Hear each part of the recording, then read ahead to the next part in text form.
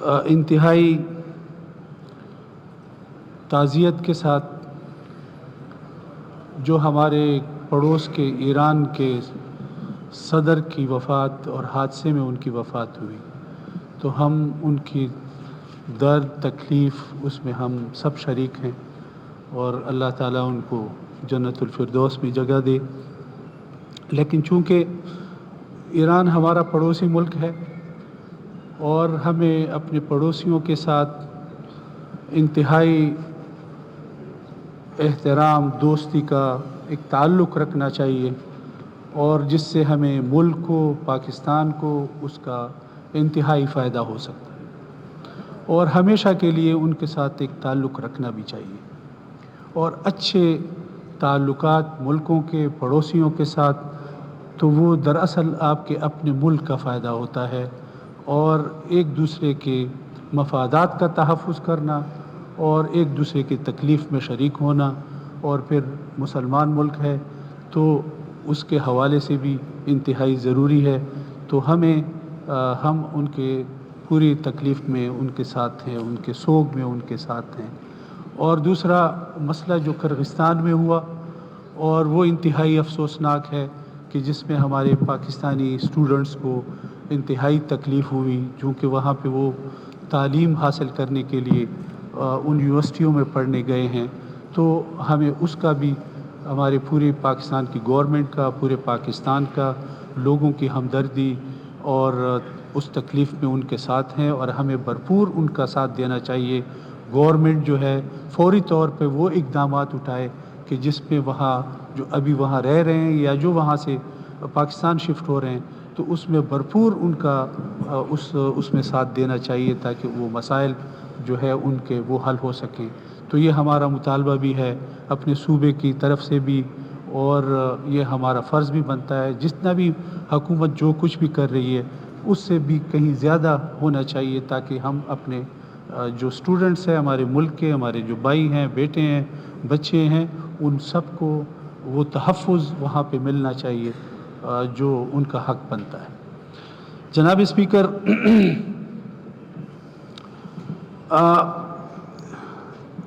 ہم چونکہ اس وقت بجٹ اجلاس چل رہا ہے، اور ظاہر ہے یہ سپلیمنٹری بجٹ ہے، اور پرانا سپلیمنٹری بجٹ آپ اس وقت پاس کر رہے ہیں، اور اسی کے اوپر بحث ہو رہی ہے، اور اس سے پہلے آپ نے بجٹ پاس کیا ہے۔ جناب اسپیکر، اس وقت جو صورتحال ہمارے صوبے کی ہے یا ہمارے ملک کے حوالے سے ہے، تو ظاہر ہے کہ معاشی طور پر جب ہم ایک کمزور ملک بنیں گے اور کمزور معاشی نظام ہوگا، تو پھر ظاہر ہے کہ ہمارے جھگڑے بھی ہوں گے، ہم صوبے کے حوالے سے اپنے حقوق کی بات کریں گے، اور مرکز اپنی تکالیف کا رونا روئے گا، اور جو صوبے کے حقوق بنتے ہیں ظاہر ہے اس حوالے سے بھی مسائل پیدا ہوں گے، اور جو آج کل کی جو صورتحال یہاں پہ ہے، اور جس طرح ہمارا چیف منسٹر جس طرح کی باتیں کر رہا ہے، تو یہ نہیں ہونی چاہیے تھی۔ اور میں ایک بات واضح کر دوں کہ ہمارے اس ملک میں معاشی عدم استحکام اس کی بنیادی وجہ کیا ہے، اور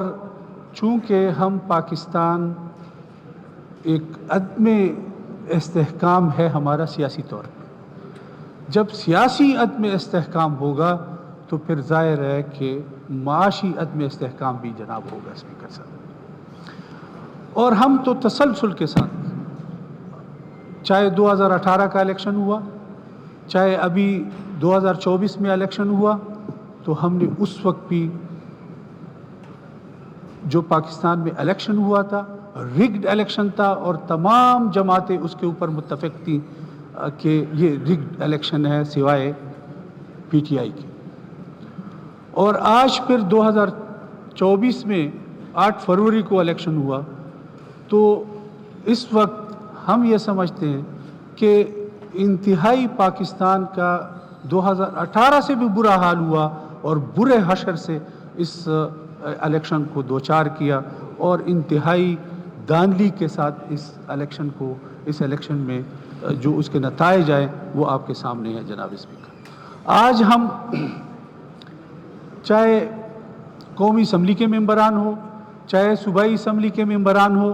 تو جناب اسپیکر میں آپ کو یہ بتانا چاہتا ہوں، ہمارے لیے بڑی شرم کی بات ہے کہ ہم ایک دوسرے کو کہتے ہیں کہ جی آپ فارم 47 کے ممبر ہیں یا آپ فارم 45 کے ممبر، 47 کے ممبر ہیں یا 45 کے ممبر۔ اگر آپ 47 کے ممبر ہیں تو اس کا مطلب ہے کہ آپ دھاندلی سے آئیں، اور اگر آپ 45 کے ممبر ہیں تو شاید آپ صحیح طریقے سے آئیں۔ تو جناب اسپیکر، انتہائی عجیب بات ہے کہ اگر ہم اپنی جمہوری اداروں کو اتنا زمین بوس کریں گے، اور مجھے تو شرم آتی ہے اس بات پہ کہ آج کل جب دھاندلی ہوتی ہے تو دھاندلی میں یہ تکلیف بھی گوارا نہیں کرتے کہ بیلٹ کو مینیج کیا جائے، بلکہ وہ صرف لکھائی میں نمبر میں چینجنگ کر کے پاس اور فیل کا فیصلہ کرتے ہیں، بیلٹ کی مینجمنٹ بھی نہیں کرتے۔ اتنا بھی وہ تکلیف گوارا نہیں کرتے کہ وہ پیچھے اس بیلٹ کو بھی مینیج کر کے اس نتائج کو نکالے، تاکہ کل کو اگر کوئی اس پہ اعتراض کرے تو کم از کم ان کو سمجھ آئے کہ ہاں کہیں پہ تو کوئی غلطی ہوئی ہے۔ تو بیلٹ کی ضرورت ان کو نہیں پڑی، اور بڑی ڈٹائی کے ساتھ اس میں دھاندلی کر کے اس کے رزلٹ تبدیل کیے اور نتائج تبدیل کیے۔ جناب اسپیکر، جب آپ پاکستان کے عوام کے تائید کے بننے والے اداروں کو جب آپ کمزور ترین ادارے بنائیں گے، اور جب اس کے پیچھے عوام کی طاقت نہیں ہوگی، جب اس ادارے کے پیچھے عوام کی قوت نہیں ہوگی جناب اسپیکر، تو پھر آپ اپنی حکومت اپنی مرضی سے نہیں چلا سکتے، آپ اپنے فیصلے اپنی مرضی سے نہیں کر سکتے، آپ اپنی بیوروکریسی کو اپنی مرضی سے ٹرانسفر پوسٹنگ آپ اس کی نہیں کر سکتے، بلکہ جب عوام کی پاور نہیں ہوگی تو کوئی اور طاقت آپ کے پیچھے ہوگی، اور جب وہ طاقت آپ کے پیچھے ہوگی تو ظاہر ہے آپ کی حکومت کو پیچھے سے چلانے کی قوت بھی انہی لوگوں کی ہوگی، آپ کی اپنی قوت اس میں شامل ہے۔ اور آج ہم یہی رونا رو رہے ہیں، چاہے ہم اسمبلی کے فلور پہ یہ بات نہ کر سکیں، اسمبلی کی فلور پہ شاید ہم یہ باتیں نہ کریں، لیکن در حقیقت جب ہم آپس میں نجی مجلس میں بیٹھتے ہیں تو بات یہی ہوتی ہے کہ جی آپ کو تو پتہ ہے پھر ہمارے پاس تو اختیار نہیں ہے، اور جی آپ کو تو پتہ ہے کہ یہ کام ہم تو کرنا چاہتے ہیں لیکن ہمیں کرنے نہیں دیا جا رہا۔ تو یہ صورتحال اس وقت پاکستان کے ملک میں حکومتی سسٹم کا ہے، جو آپ کے سامنے ہے، کہ جو بے دست و پا ہیں اور اپنے اختیار کو استعمال کرنے کی ان میں سخت نہیں ہے، اور وہ جرت جو ہے ان میں موجود نہیں ہے جناب اسپیکر۔ تو جناب اسپیکر، ہمارا ملک ہے، اگر ہم ایک جمہوری ملک ہیں تو پھر یہ یاد رکھنا چاہیے کہ پھر عوام کی ووٹ کی عزت و قدر ہونی چاہیے، اس ووٹ کا فیصلہ ہونا چاہیے، اس ممبر اور اس اسمبلی کے پیچھے عوام کی طاقت ہونی چاہیے۔ جب استحکام ہوگا سیاسی طور پہ تو پھر معاشی استحکام ہوگا، پھر آپ کے لڑائی جھگڑے نہیں ہوں گے۔ یاد رکھیں، اگر ایک گھر میں بھی معاشی طور پہ کمزوری آتی ہے تو آپس میں بھائی بھی لڑتے ہیں، اور جب معاشی غیر استحکام ہوگا پاکستان میں تو پھر آپ کے صوبے ایک دوسرے کے ساتھ لڑیں گے اور اپنے حقوق کی بات کریں گے اور اپنے صوبے کے وسائل کی بات کریں گے جناب اسپیکر۔ پھر ایک پاکستان کے انداز سے وہ بات نہیں کر سکیں گے، وہ کہیں میرے صوبے کا جو حق بنتا ہے وہ مجھے دے، وہ ملنا چاہیے، لازمی ملنا چاہیے۔ لیکن اگر معاشی استحکام ہوگا تو آپ کو وہ کچھ دے سکیں گے، اگر معاشی استحکام نہیں ہوگا تو پھر آپ کو وہ کیا دیں گے؟ وہ اپنے مسائل کا رونا روئیں گے۔ NFC ایوارڈ کی جو تقسیم ہے اس حوالے سے اگر بات ہوگی، حقوق کی بات ہوگی، تو آپ وہ کہیں گی جی ہمارے پاس اس وقت یہ مسئلہ ہے، یہ مسائل ہیں، اور ہمارے ساتھ آپ گزارا کریں، بس دیں گے۔ اور جو ہمارا اپنے وسائل ہیں اپنے صوبے کے، ہم تو ہمیشہ اس اسمبلی میں ایک کریڈٹ پوری اسمبلی کے ممبران کو دیتا ہوں کہ ہمیشہ اپنے صوبے کے حقوق کے ساتھ ہمیشہ وہ کھڑے رہے ہیں اور آگے بھی کھڑے رہیں گے۔ لیکن بات بنیادی یہ ہے کہ یہ ایک سنجیدہ فورم ہے اور ایک سنجیدگی جو ہے مسائل کے حوالے سے چاہیے، لیکن اگر ہم ایک ہڑبونگ انداز میں اپنے مطالبے رکھیں گے اور اپنے مسائل کو حل کرنے کی کوشش کریں گے، اور ایک عجیب انداز میں ہم جب ایک دوسرے کو نیچا دکھانے کی کوشش کریں گے تو اس سے مسائل تو حل نہیں ہوں گے. مسائل تو سنجیدگی سے حل ہوں گے. کتنا حل کر سکتے ہیں, کس طریقے سے کر سکتے ہیں, ہم اپنی جمہوریت کو کس طریقے سے مضبوط کر سکتے ہیں, ہمیں تو اس حوالے سے سوچنا چاہیے تاکہ ہم عوام کی نمائندہ اسمبلی بن کر ہم آئیں. میں یہ بات بھی آپ کے سامنے رکھنا چاہتا ہوں کہ شاید ہماری پی ٹی آئی کی حکومت یہ سمجھتی ہو کہ باقی پاکستان میں دھاندلی ہوئی ہے اور ہمارے صوبے میں دھاندلی نہیں ہوئی. نہیں, ہمارا جو دعویٰ ہے وہ پورے پاکستان کے ہر صوبے کے حوالے سے ہے کہ ہر صوبے میں بھرپور انداز میں دھاندلی ہوئی ہے. یہ نہیں کہ ہمارے صوبے میں نہیں ہوئی. یہاں اگر ہوئی ہے تو یہاں آپ کو مینڈیٹ دیا گیا ہے, پنجاب میں ہوا ہے تو جو حکومت ہے ان کو مینڈیٹ دیا گیا, سندھ میں جو ہوا ان کو مینڈیٹ دیا گیا, اور جو بلوچستان میں ہوا اس مینڈیٹ کا تو اندازہ ہی نہیں کہ مینڈیٹ کس کے پاس, کس پارٹی کے پاس, وہ کون لوگ ہیں اور کیسے پارٹیوں میں شامل ہوئے اور وہ مینڈیٹ کس کے پاس ہے, یہ اندازہ شاید ہمارے ممبران کو بھی نہیں ہو سکتا. تو لہٰذا بنیادی بات یہ ہے کہ سیاسی استحکام اس ملک کے لیے انتہائی ضروری ہے. سیاسی استحکام ہوگا تو معاشی استحکام آئے گا. اگر فیصلوں پر آپ کی قوت نہیں ہوگی تو پھر معاشی استحکام نہیں ہو سکتا. مسائل جنم دیں گے اور لڑائی جو ہے وہ اس کی بنیاد ہوگی. اگر ہم نے ان سے بچنا ہے تو ہمیں سنجیدگی کے ساتھ ان چیزوں کو سامنے رکھنا ہوگا. جو اس وقت ہم یہی کہنا چاہتے ہیں کہ الیکشن ہو, لیکن اس میں موجودہ جو اس وقت اسٹیبلشمنٹ ہے ان کا رول نہیں ہونا چاہیے اس میں, اور اسٹیبلشمنٹ کا رول نہیں ہوگا تب جا کے آپ ایک الیکشن, شفاف الیکشن کر سکتے ہیں جس کو دنیا دیکھ سکے کہ ہاں واقعی یہ ایک منتخب ادارہ ہے اور اس منتخب ادارے کے جو فیصلے ہیں اس کے پیچھے پوری قوم کھڑی ہے. اگر یہ نہیں ہوگا تو اس کے مسائل, اس کے نتائج آپ لطف الرحمان صاحب. میں معذرت کے ساتھ تو میں ایک دو باتیں اس کے ساتھ ایڈ کرنا چاہتا ہوں. جیسے کنڈی صاحب نے بھی بات کی کہ عجیب بات ہے, کبھی تو ہم گندم کو روتے ہیں, کبھی ہم چینی کو روتے ہیں, اور جو اس حوالے سے اگر ہمیں جو وسائل بھی ملے, ہمارا حق بنتا ہے